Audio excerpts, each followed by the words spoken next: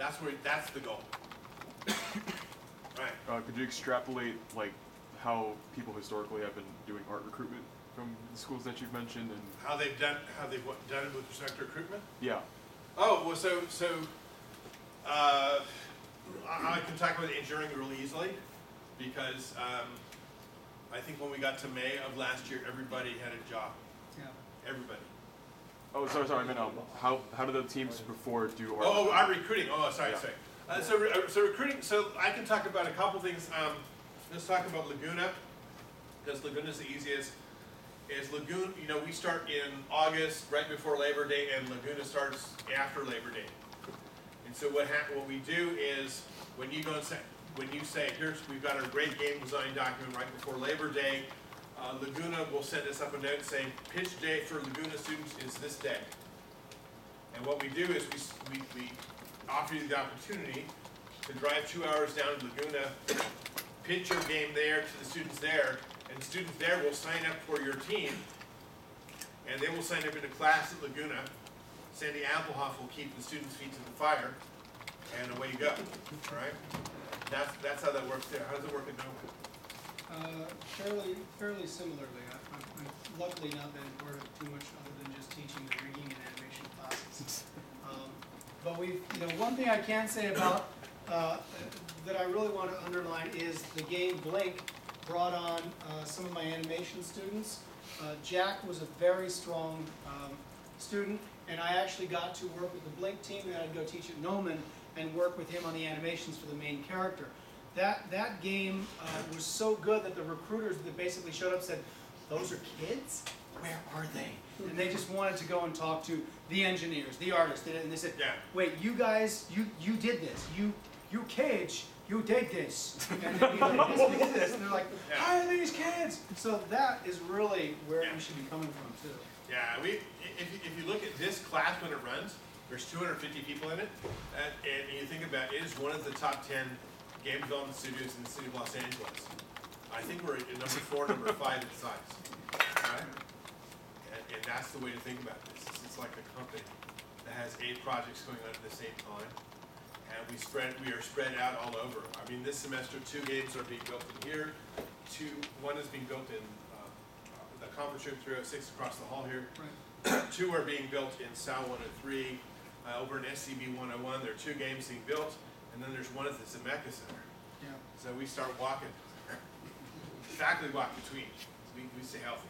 So the other thing is that as much as I can impress upon you, working at Electronic Arts and several other places, THQ, one of the things that you do not have to be encumbered by is someone who has no knowledge of video games who comes in and says, "Hey, I think we should make it like this Angry Birds thing my kid likes to play." Because you'll get that at major companies. You don't get that sullying that you'll get at other major endeavors later. So this should be seen as the do what thou wilt. Because when people just approach me with wild, out there ideas, I'm the first one to say, Brony's on fire, love it, great, let's see the game. I go for it. So really try to just use that to your advantage. Don't just look at what's making money or, and try to put a skin on it. Try to think of something really weird. Okay, Emery. Any comments you'd like to make, Emery or Chris, about this process? Oh, I just came in. What's happening?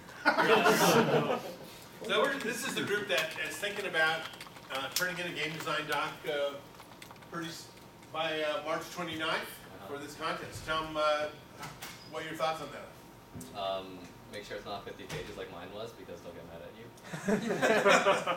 Second of all, make sure that you're very thorough with your scope. Don't try to make the next Halo. You can probably make the next 10 minutes of Halo. So make sure you're very conscious of scoping as well.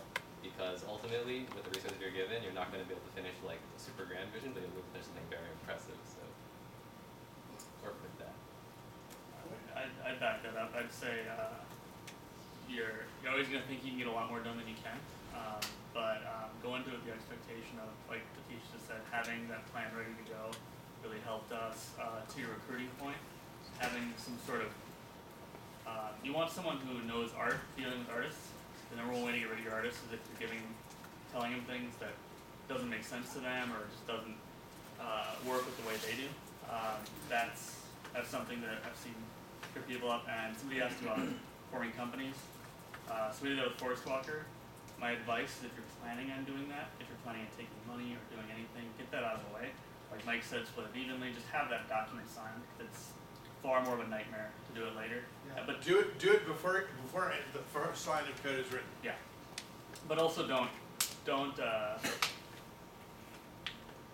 waste the opportunity to do whatever you want here. You want to make a augmented reality game while catching butterflies go nuts like that. This is your chance to do it Yeah, without a absolutely. VC saying, "Hey, that's not going to make any money." Right. Doesn't matter. You're not going to get someone coming in here and telling you to change it because a game just came out that made $1 million. You're not forced to do that. So, and you don't realize until you've been in the industry how common that is. Yeah. So please use this to your advantage.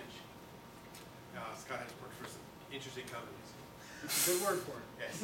Well, I plan on working a lot. Every team I worked on, like, class hours are not the time putting into this team. Class hours is 1 of 3 work sessions. Yeah. 20 that hours week. minimum. How many days, you come in on Thursday for 3.5 hours, what other days does your team? On a light week, we do 3 days a week. Tuesday is 3 to midnight. Sunday is noon to midnight, and then Thursday is 12, 10, or 11 with a league match in there somewhere. I think Evan mentioned like 20 hours minimum. Yeah. Minimum. Yeah, so this is a you got to spend a lot of time in class, but it's going to be a joy for you. Wait. Yeah, make sure your team is willing to work outside of class. I've seen a lot of teams just kind of fall apart because they only work on Thursday for 4 hours a week, which is not giving you nearly enough time Yeah. to do anything. We have set work days basically all day Sunday for my team as well as Thursday, and then we do online work days almost every other day of the week just to kind of get things done. Yeah, and that's, I mean, gaming is very, the fact that I've seen gaming gain a legitimacy within the engineering community is a thrill to me. A grudging acceptance and then an outright acceptance, because it is incredibly hard to do a turnaround, catching up to dozens of different hardwares which are constantly upgraded and trying to make previous 6 months obsolete. And just seeing the ideas that come out of it is fantastic, and it is a very sexy profession right now, but it is work. And those that propose games will do a lot of work. Yeah. So, And if you're a lead, so one thing you'll notice, at least Emery can back this up or tell me I'm wrong, either or. And but something I noticed with Evan, who's our team lead, and then Sean was the team lead last year, is the expectation that you'll be the one making all the design decisions probably isn't the best way to approach it. Because as a lead, you're going to have a ton of tasks. It's lead engineer, lead artist, lead everything. yeah, Lead doesn't mean the best at that job on the team. Lead means the person who's responsible for all of the maintenance, all of the running of that. right. And so I know that can be a frustrating experience is if, hey, if you got this crazy idea and you want to make all the design decisions, yeah, but you also got to make the decision of how are we recruiting artists? What's our website look like? Are we printing business cards? Where's the trailer? And so figuring that power struggle out early and acknowledging that you're probably not going to have the time to do as much as you think you will. Yeah. Yeah, Emery, you did something very unique for recruiting artists. What'd you do? Okay, well ours is kind of unique to our situation. We made a space shoot 'em up game that you could customize and build your own spaceship. And every part kind of had its own abilities and visual style, I guess.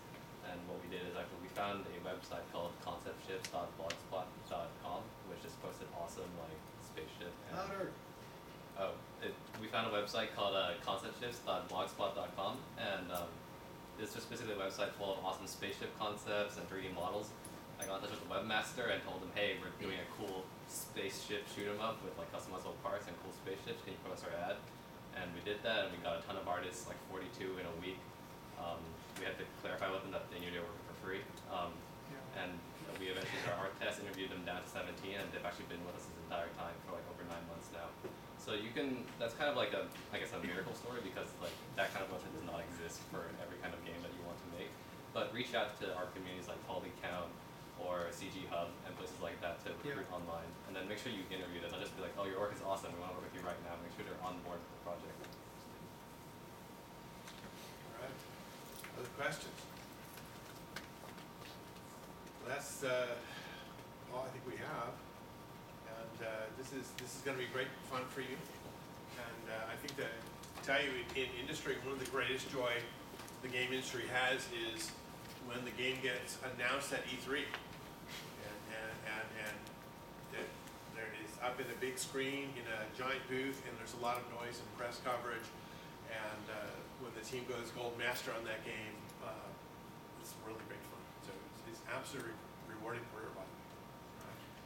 Also, for those of you that want to come by office hours and kind of talk about your game idea once it's beyond a certain point of maturation, I invite you to come by. I don't teach on Mondays, Tuesdays, or Fridays, so I just sit in my office and stare at the phone and sigh. So come by, but I do ask you not to show up and go, I was thinking of something with trolls. You know, I mean, have it a little more solid than that, and tell me how it folds in, and convince me there's a certain amount, because I love to be the sounding board, and my goal is to try and have the student leave with these questions of, oh, I see what I have to do to make it fold in on itself, even though I can't give you the specific answers. Both Scott and Laird and I will be happy to have come in and chat with you when you've got a good solid piece of thing you want to talk about. Absolutely. All right. There's lots of support. All right. Anything else? Everyone's still going to turn in a doc? Yeah. Okay, good. Excellent. Well, thank you for coming. Post on the Reddit. Yes. Yeah, sorry, parting shot. Instead of sending us the whole video, post on YouTube, send us the link. Would be nice. All right, thank you guys. So thank you.